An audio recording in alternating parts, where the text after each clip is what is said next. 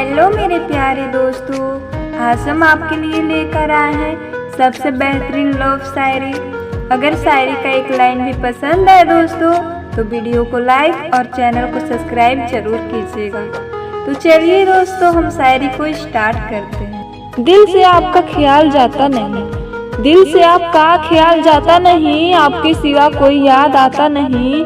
जी चाहता है कि आपको रोज देखूं, मेरी जान जी चाहता है कि आपको रोज देखूं। यह वक्त कभी आता नहीं, यह वक्त कभी आता नहीं।